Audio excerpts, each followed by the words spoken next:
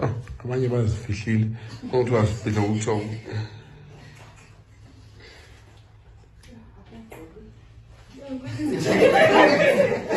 Wale nene ngxaki yale.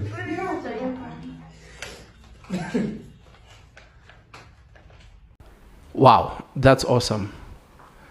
I decided to give you, this video to show you how he is running his classes. And I want to speak about the quality he has as a leader. Because the class is balanced. You can see others are young and others are older. And you need to know that when you are in charge of that type of a class, you must have a skill to meet everyone where they are. You need to know how to speak with a guy who is younger. You need to know how to speak with a man, a father who is older. You need to know how to speak with a young girl who is younger. And you need to know how to speak with a woman who is older, a mother. And also the ones which are in between. And it takes a skill to even make a joke which will not sound bad to the young ones and also not sound bad to the old ones, because you don't want to make a joke that the old ones are looking at you like, what's up with him? Why is he? And you don't want to make a joke that the young ones are looking at you like, oof, like you're too old for them. You need to balance things that you are doing in the class. And you must also understand that teaching a young one is different than teaching an older person, because of a younger person is full of energy. They just want to drive. They just want to do this. They just want to do that. And they have that energy. They want things to be done now. They don't have, they're impatient. They want microwave things now. So you need to know how you teach them, get straight to the point, but give them more knowledge so that they will still get the depth of what you're teaching, even if you are cutting it into short. You see how they're doing things. They will always be on TikTok simply because of they get information now. So you need to have that level of skill whereby you can, get to where they are and teach them in a way and in a language. I'm talking about driving.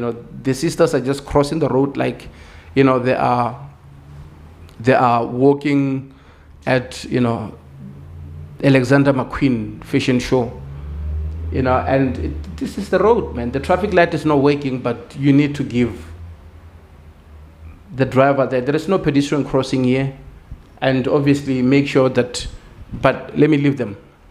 Where was I? I was talking about the young ones. I forgot. Where was I? I forgot. But got distracted, man.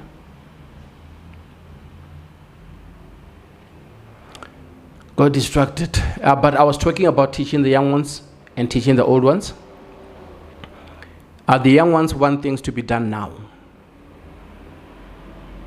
And you have to meet them where they are. They haven't seen a lot. They have desires. They want to drive this. They want to be seen. But the old ones have seen a lot. They've seen a lot of accidents. They know what a car can do to you. When you're teaching them, you need to get to where they are.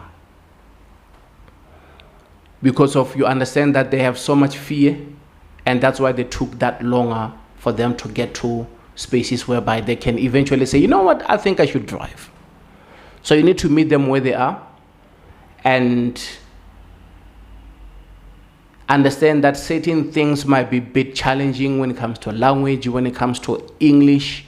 The terms that they're using, you clarify those things for them. You find a way to simplify things for them so that they can also understand the question and not guess the answer.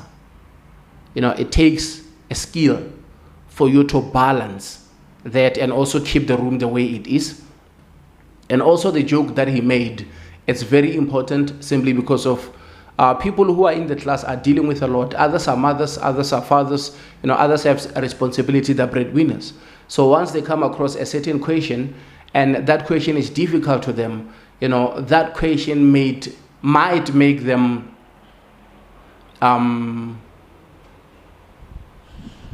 there is a thing about being stressed, being dealing with pressure, being depressed. When you're facing a difficulty, that problem that you're dealing with will always connect with other problems, and the person can easily be drifted away from the classroom or from what they're dealing with, and they start thinking about certain stuff which they're dealing with at home. So he is making that joke to break the ice so that he can bring them back to the present, simply because of when one is dealing with one difficult question, the more they think hard about it, is the more other problems which were already in their head found those pockets, those spaces to creep in, and the person end up being distracted. That's why you have seen many people, they're in the class and the person will be holding a pen, or the person will be sitting like this, like that, thinking that person is gone.